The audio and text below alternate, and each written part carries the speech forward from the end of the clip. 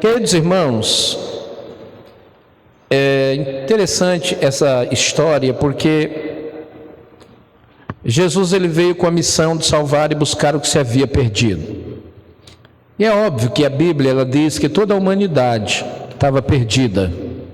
Deus encerrou todos debaixo do pecado. Não havia ninguém, um só, justo, que não necessitasse do amor, da misericórdia e da bondade de Deus. Todos nós que estamos aqui fomos alvo da misericórdia do Senhor. E no dia em que nós confessamos a Cristo como Senhor e Salvador, para os céus foi um momento de festas. Para os céus houve alegria, houve festa nos céus. No dia que o irmão, que a irmã decidiu ser crente, decidiu servir a Deus, por esses textos aqui diz que os anjos se alegram, Deus se alegra, os céus se alegram, houve festa, houve alegria. Assim como ainda hoje, quando uma alma que está no mundo, e ela vem para a igreja e confessa Jesus como Senhor e Salvador e diz, a partir de hoje eu vou servir a Deus na igreja, eu vou ser crente, lá em cima, a festa, a alegria no coração de Deus. E aqueles que têm Deus dentro de si, aqueles que são morada de Deus, assim como Deus que se alegra, seja com a alma perdida que se converte, seja com o irmão desviado que se reconcilia, seja com a alma que se afastou e volta para a igreja, há sim alegria na vida daqueles que têm Deus dentro deles. Porque se Deus se alegra e se Deus está morando dentro de nós, o nosso sentimento também será de alegria, de felicidade, de satisfação, de vermos a alma salva, de termos o irmão na comunhão, de termos a irmã na comunhão. E é óbvio que o clima de festa é um clima de alegria diferente de um clima de velório. Sempre que uma alma se achega à igreja, a igreja ela se alegra, ela fica feliz, ela se anima. Ao contrário de quando uma alma sai da igreja, há um pesar, há uma tristeza, fica um buraco, fica uma lacuna, e todos sofrem. Quando alguém se afasta, assim como todos devem também se alegrar, quando uma alma volta ao rebanho. E veja que Jesus ele está pregando a pessoas que estão longe, afastadas. Jesus está procurando fazer a vontade do seu Pai e também alegrar o coração do seu Pai. Porque Jesus sabia que o seu Pai se alegraria se ele conseguisse trazer almas que estavam longe para a presença de Deus. Veja que a igreja hoje, os irmãos convidam as pessoas, vamos ao culto, vamos participar hoje do culto, liga para o amigo, liga para a amiga, manda uma mensagem. Por quê? Porque por trás daquele convite há um desejo no coração dos filhos de Deus de alegrar o coração de Deus, atraindo pessoas que estão longe dele para a sua presença. São pessoas que estão buscando o bem do próximo, são pessoas que estão buscando a salvação, fazendo um excelente e um bom convite, pois o convite não é para ir para o bar, o convite não é para ir para as drogas, o convite não é para ir para a perdição, mas para um caminho bom, que é a presença de Deus. E nessa jornada, nessa missão estava Cristo. E quando nós lemos o capítulo 15, versículo 1, nós percebemos que Jesus está tendo sucesso. Ele diz assim: e chegavam-se a ele todos os publicanos e pecadores para ouvir. Jesus, ele tinha tempero na pregação, ele tinha sal, ele sabia ensinar, ele tinha conteúdo, a ponto de, quando ele abria a sua boca, as pessoas se aproximavam para aprender dele.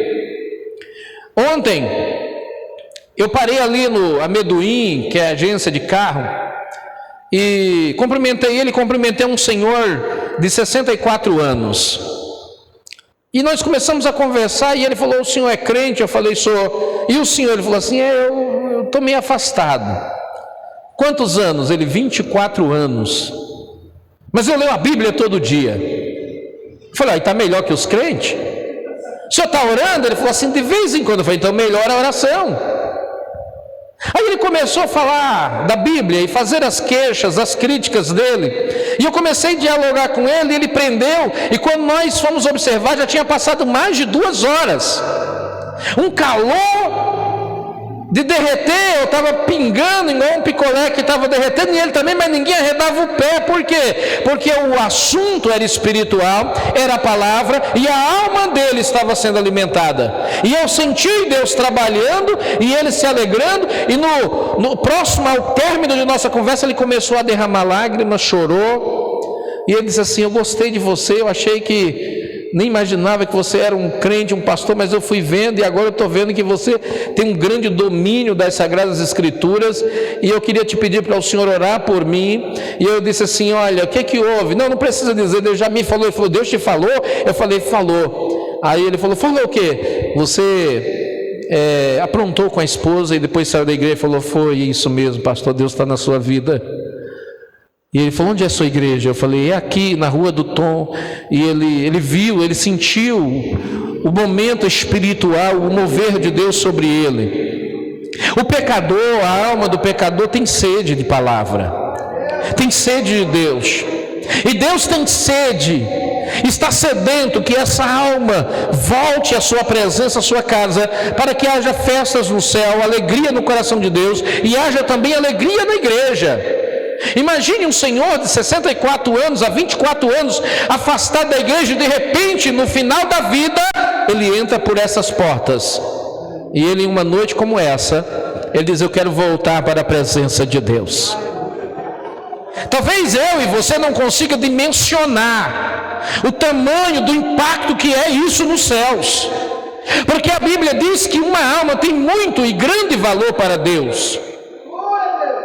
Não há como calcularmos com valor monetário, ouro ou prata, o valor de uma alma, pois as almas são medidas, segundo a Bíblia, pelo sangue do Filho de Deus. Só esse sangue era uma moeda precisa e forte e poderosa para se comprar uma alma, a ponto de Pedro dizer que nós não fomos comprados por ouro ou prata, mas pelo precioso sangue de Jesus, envergonhando Cristo todos os ricos da terra e colocando e reduzindo eles a nada, porque juntando-se todas as riquezas dos homens, elas não somam uma gota de sangue do Filho de Deus.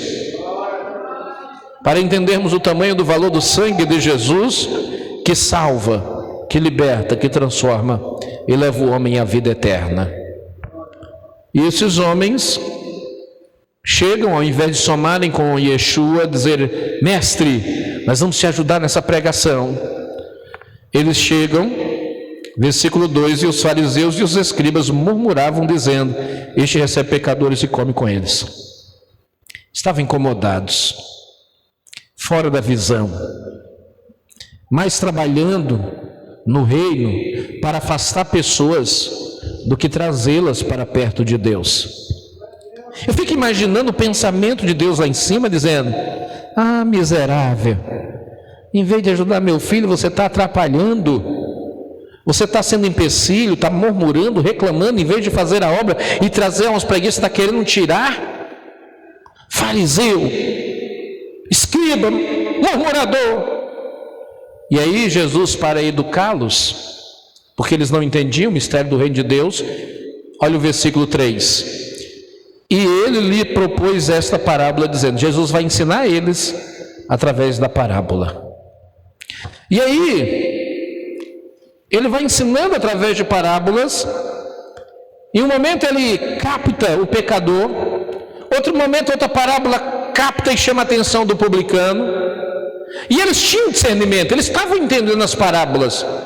E de repente passa na mente deles assim, olha, ele agora está nos ensinando e nós estamos entendendo o que ele quer dizer, o que ele está fazendo, qual é o objetivo dele. Ainda bem que ele não falou nenhuma parábola acerca da gente.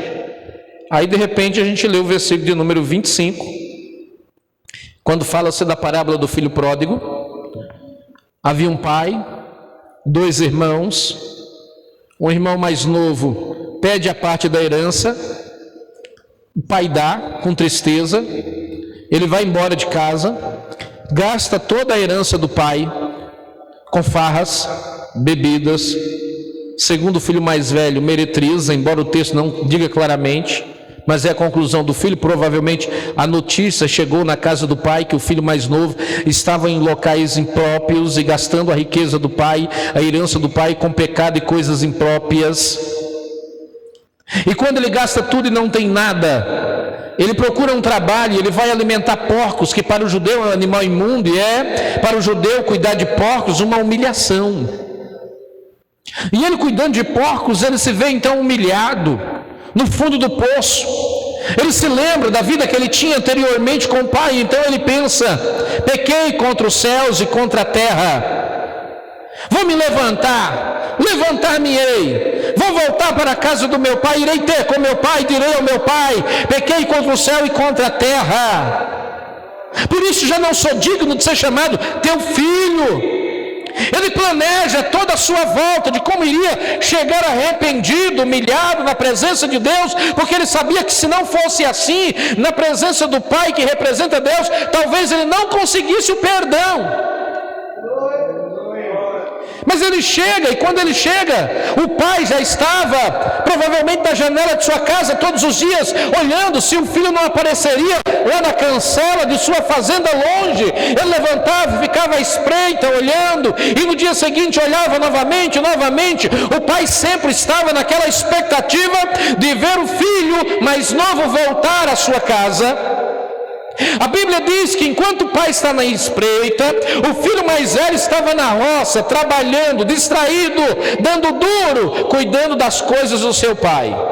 Talvez do gado, da plantação. Ele estava ocupado na fazenda. De repente chega quem? O filho mais novo. O pai o vê de longe. O pai se alegra. O pai chama os empregados. O pai corre e abraça ele abraça o pai. A alegria no coração daquele pai, a alegria no coração daquele filho. E assim como o filho havia planejado, ele se expressa diante do pai. O pai, ele ignora tudo, tamanha a felicidade. Então ele ordena aos empregados para pegarem aquela novilha que era cevada, que estava sendo alimentada com a melhor ração, para um dia de festa ser abatida. E ele ordena e diz: hoje é dia de festa, peguem essa ovelha e vão abatê-la, e vamos prepará-la para um grande banquete, um grande churrasco. E ele então pega o filho e manda dar um banho nele, trocar as vestes, colocar as sandálias, colocar um anel e trazer-lhe novamente a sua presença. E aquela família volta a se alegrar. Por quê? Porque o filho que estava perdido foi achado. Ele estava morto e reviveu, a Bíblia diz.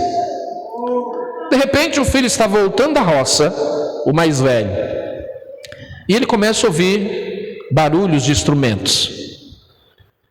Ele começa a ouvir danças. A Bíblia diz que ele vê dentro da fazenda do pai, da casa do pai, um movimento de festa.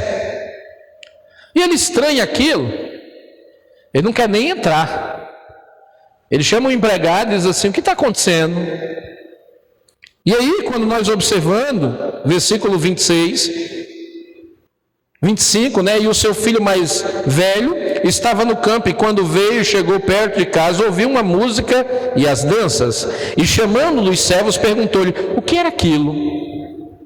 O servo diz no 27, e ele disse: veio teu irmão, e teu pai matou o bezerro cevado, porque recebeu são e salvo.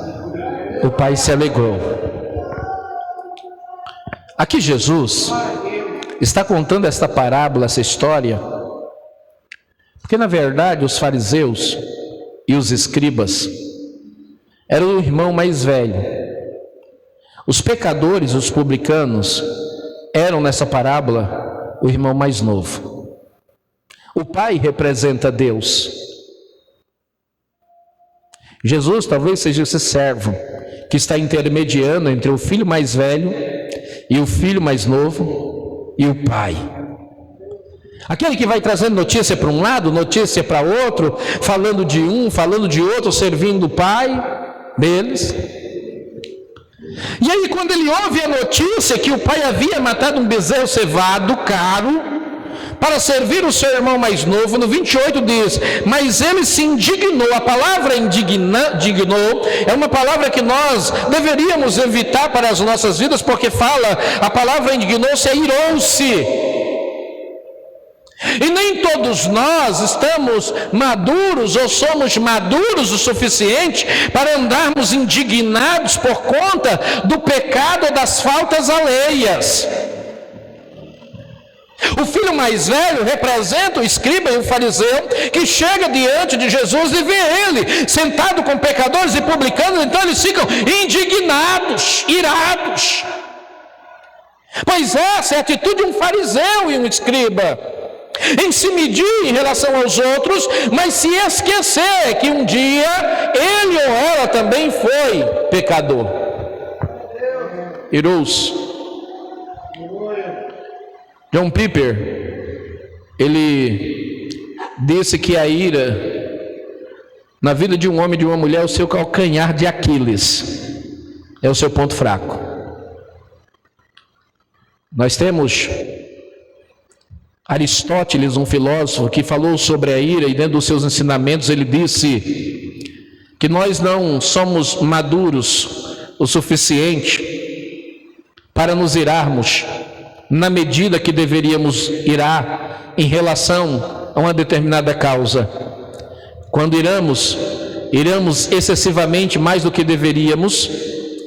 Quando iramos muitas vezes por causa que não deveríamos e nem temos razões para nos irarmos. Quando às vezes iramos pouco em relação a uma causa que exigiria de nós uma ira maior. Pois a Bíblia ela não condena a ira em si. Ela diz que nós podemos irar, mas sobre medida, como Jesus, ela diz: irais, mas não pequeis. Jesus, quando se ira, ele se ira dentro de uma ira padrão, sobre uma medida exata que merecia os cambistas dentro do tempo. Só que muitos de nós, dentro da nossa indignação, quando vai a nossa indignação para a balança de Deus, Deus olha, você me fala assim: olha, eu acho que você está falando pelos cotovelos, você está se irando à toa, se indignando à toa, porque você não está tendo a medida de ira certa sobre a causa certa, e essa ira não é justificável diante de mim. E assim é com o filho mais velho. Olha a razão, ele fica indignado. Mas por que, pastor, ele fica indignado? A Bíblia diz que ele fica indignado a ponto de não querer entrar em casa. E aí, a ponto de o pai sair e ir lá ter com ele, aconselhá-lo.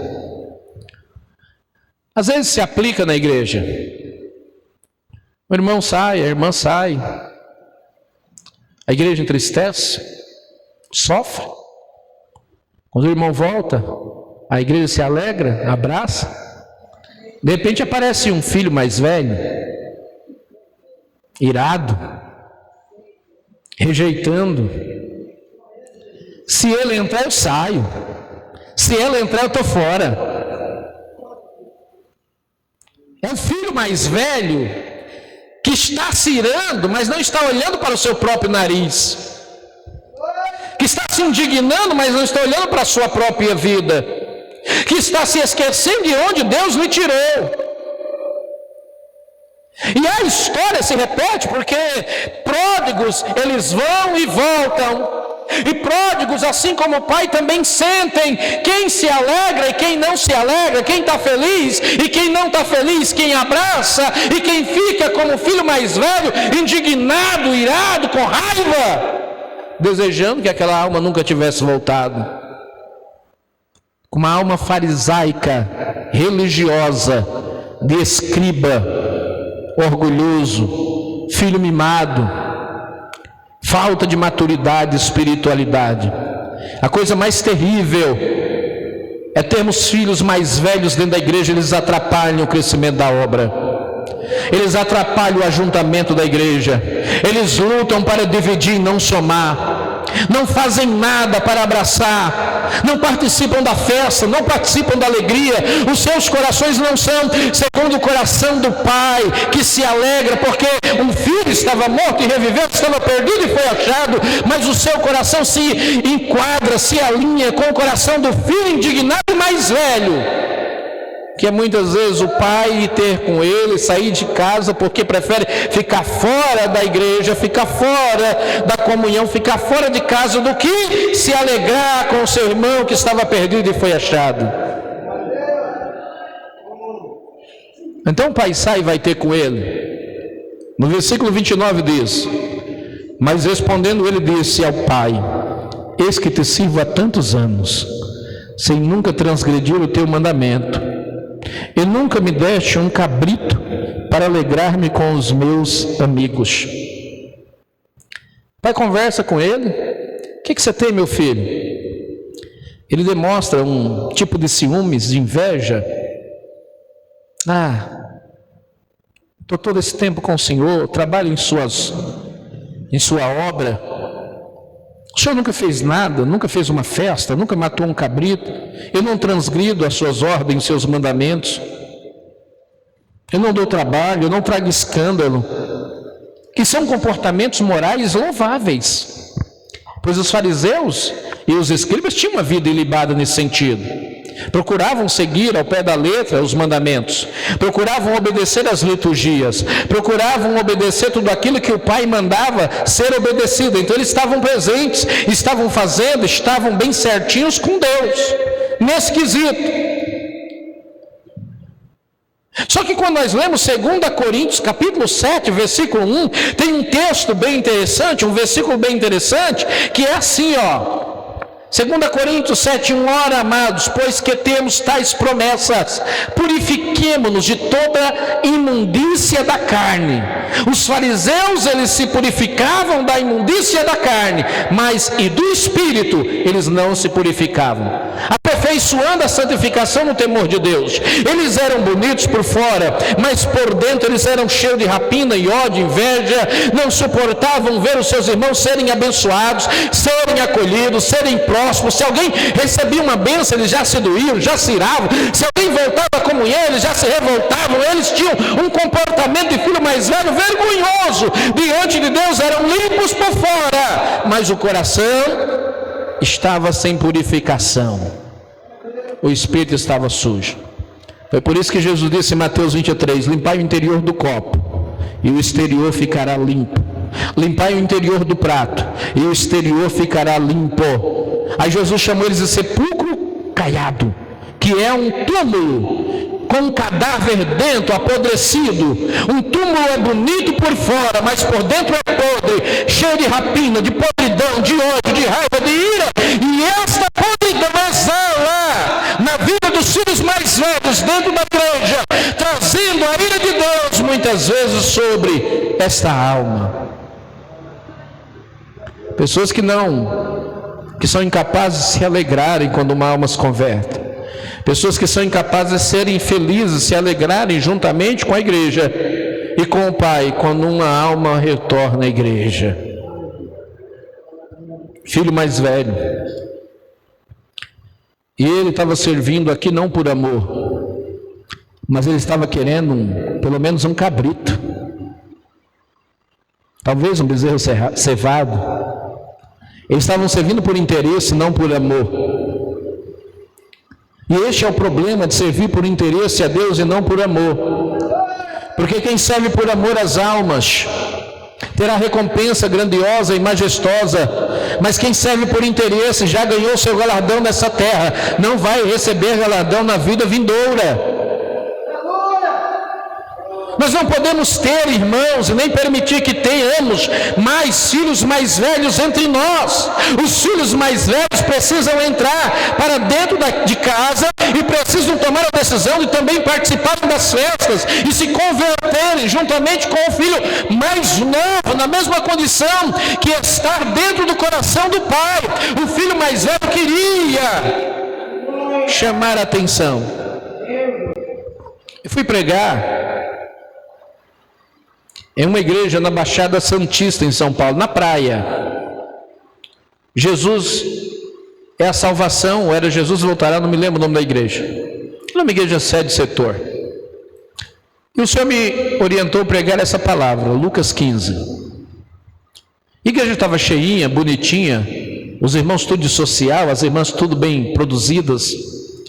E na frente, do meu lado direito aqui, uma fila de homens bem, senhores, bem vestidos.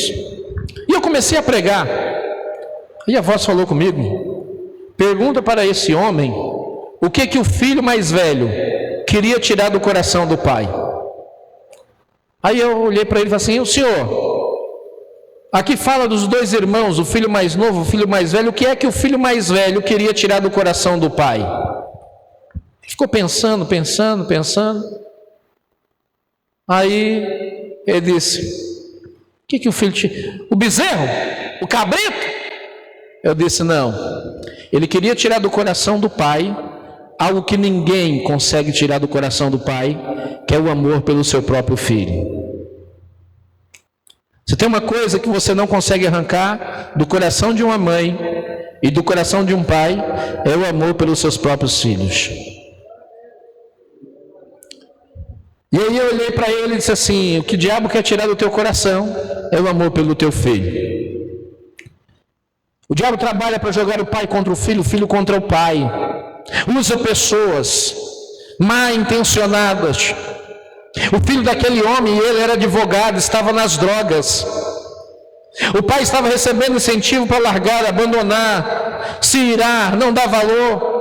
Mas ele estava insistindo em trazer, em buscar o seu filho que estava perdido. O inimigo estava trabalhando para que ele se esfriasse e desistisse. Mas naquela noite, quando eu liberei esta palavra de Deus, que o diabo queria tirar, o filho mais velho queria tirar do coração do pai o amor, ele começou a chorar porque ele entendeu a voz de Deus em sua alma.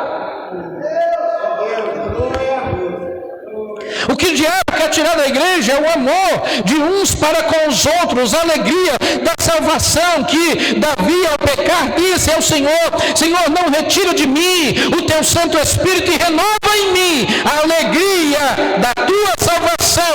Salvação é sinônimo de alegria, retorno é sinônimo de alegria, salvação é sinônimo de gozo, de prazer, de alegria no coração de Deus e na alma do perdido e do afastado.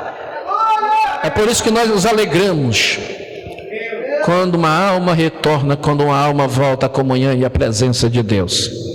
Ela sempre será bem-vinda, ela sempre será abraçada, ela sempre será acolhida, ela sempre será amada e sempre iremos fazer festa na presença de Deus por uma alma que volta à presença do Senhor. Quem somos nós? Qual a nossa posição? Do pai? Do irmão mais velho? Com quem nos parecemos mais? Como são os nossos sentimentos? Como reagimos? Ele reclama porque ele queria pelo menos um cabrito.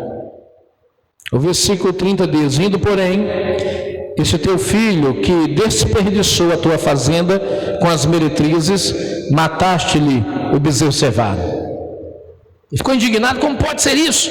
Estava aprontando lá no mundo, estava pecando, pintando e bordando, voltou para a igreja, já está tendo oportunidade, o pastor já está colocando na comunhão, já está abraçando. Amanhã na facada do pastor não interessa se vai dar uma facada ou não, se vai honrar ou não. O trabalho pastoral e o trabalho da igreja é abraçar e amar. Receber. Arrependeu? Voltou? Nós abraçamos, nós acolhemos, nós amamos e reproduzimos o que Deus quer que a igreja reproduza. E ponto final. O pai chega para ele no 31 e diz: e ele lhe diz: filho, tu sempre estás comigo, não se perdeu, tu está em casa, está na comunhão, não sofreu, não se sujou, não ficou impuro, não ficou imundo, tu está sempre comigo, e todas as minhas coisas são tuas, não preciso matar nada, te dar nada, porque tudo já é teu. O Pai compartilha suas riquezas conosco. O Pai compartilha do seu Espírito conosco, da sua alegria, da sua paz, da sua bondade, da sua misericórdia, do seu alimento, das suas vestimentas. O Pai compartilha conosco. Perceba que a sua vida era uma quando você estava no mundo, e a sua vida mudou, a sua família mudou quando você chegou na presença do Pai. Por quê? Porque o Pai começou a mudar suas vestes, o Pai começou a mudar as suas sandálias, começou a honrar o teu nome, começou a te dar um anel de autoridade, começou a mudar a tua vida, a tua história. Tudo que o Pai tem vai compartilhando conosco, que nós começamos a receber das riquezas do Pai. Então não havia necessidade do Pai matar nada, porque nós já somos abençoados, já estamos na comunhão. E Jesus está contando isso porque o fariseu e o escriba que estava ali, em vez de trazer o pecador, estavam atrapalhando Jesus e criticando, murmurando com ele, porque eles estavam falando aos pecadores e publicanos para convertê-los ao Pai, para atraí-los de volta à casa do Pai. Aí o Pai justifica no versículo 32: mas era justo alegrarmos e regozijarmos, porque este teu irmão estava morto e reviveu, tinha se perdido e foi achado. Sabe o que é justo para Deus? Se você quiser entender um pouquinho da justiça de Deus, a Bíblia diz que a base da justiça de Deus é o trono, a base do trono de Deus é a justiça dele. E sabe o que é a justiça de Deus? O que é justo é nós nos alegrarmos com os mortos espirituais, com os que estão afastados e longe, e que voltam para a presença de Deus. Se você quiser cumprir a justiça de Deus, você precisa pedir o coração de Deus, os sentimentos de Deus.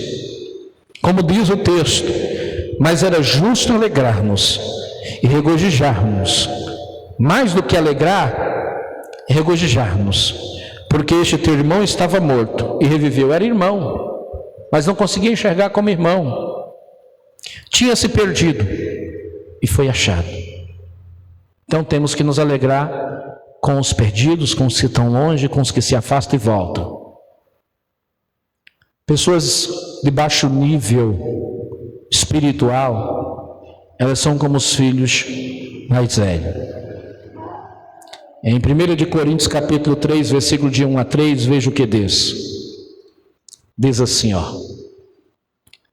e eu, irmãos, não vos pude falar como a espirituais, mas como a carnais, como a meninos em Cristo. Com leite vos criei, e não com manjar, porque ainda não podeis, nem tampouco ainda agora podeis, porque ainda sois carnais. Como que eu sou carnal, pastor? Pois havendo entre vós inveja, contendas e dissensões, filho mais velho, não sois porventura carnais e não andais segundo os homens? Sabe quem promove as divisões na igreja? A destruição da igreja, a queda da igreja, são crentes imaturos, crentes carnais. Só tem um problema. Nesse mesmo capítulo 3, versículo 16, veja o que diz a palavra. Diz assim, ó, 3,16: não sabeis vós, ó, igreja, vocês, vós, nós, não sabeis vós, versículo 16: não sabeis vós que sois o templo de Deus? Coletivamente aqui, nós reunidos, somos o templo de Deus. Quer dizer o quê? Que Deus habita em nós. Logo, os sentimentos de Deus também precisam aflorar, o fruto do Espírito em nossas vidas. Aí ele diz: não sabeis vós que sois o templo de Deus e que Deus, sois o templo de Deus e que o Espírito de Deus habita em vós? Agora olha só o 17: se alguém destruir o templo de Deus, o que é o templo de Deus? Diga nós. Aí você profeticamente olha para o teu irmão e diz assim: irmãos, se eu ou você destruir nossa comunhão, o templo de Deus que somos nós, olha o que vai acontecer. No versículo: se alguém destruir o templo de Deus, Deus o destruirá. Olha o problema do carnal na igreja. Rejeita, é o filho mais velho, rejeita, afasta, ignora, despreza, em vez de amar e acolher. Trabalha para dividir e destruir. E aí Deus diz assim: se você está assim na igreja, com esse espírito de menino, imaturo, de filho mais velho, de filho mimado, de criança, trabalhando para destruir a comunhão em vez de unir, porque Jesus diz: quem comigo não une espalha, não ajunta espalha, e destruir a minha obra, separar, dividir, eu vou destruir você. Aí a pergunta é: quantos de nós quer comprar essa briga com Deus? Aí diz aqui: porque o templo de Deus que sois vós é santo. Santo. Você é chamado, irmão, você é chamado, irmã, para unir, para se alegrar com as vitórias, com as conquistas, com o avanço, para ganhar almas, para trazer vidas, para recepcionar, para amar. E as almas que chegarem aqui, elas precisam se sentir amadas, acolhidas em nosso meio. Para finalizar, 1 João 4, versículo 19, versículo 20 e versículo 21. Fica de pé, nós vamos ler junto e orarmos. Diz assim: nós, vamos ler no 3, 1, 2, 3. Nós o amamos, porque Ele nos amou primeiro. Se alguém diz: eu amo a Deus, e aborrece a seu irmão, é mentiroso. Pois quem não ama seu irmão, ao qual viu, como pode amar a Deus, a quem não viu? E dele temos este mandamento: que quem ama a Deus, ame também a seu irmão. É difícil? Então assim você tem discernimento, os filhos de Deus e os filhos do inimigo. O filho mais velho e o filho mais novo. Então, irmão, irmã, não seja o filho mais velho. Cuidado com seus comportamentos, porque as pessoas sentem quando você está odiando, quando você está rejeitando, quando você está desprezando, e a leitura delas podem ser de rejeição. Cuidado, porque esse não é o sentimento de Deus. O sentimento de Deus é alegria. O sentimento de Deus é amor uns pelos outros, quando o pecador se arrepende.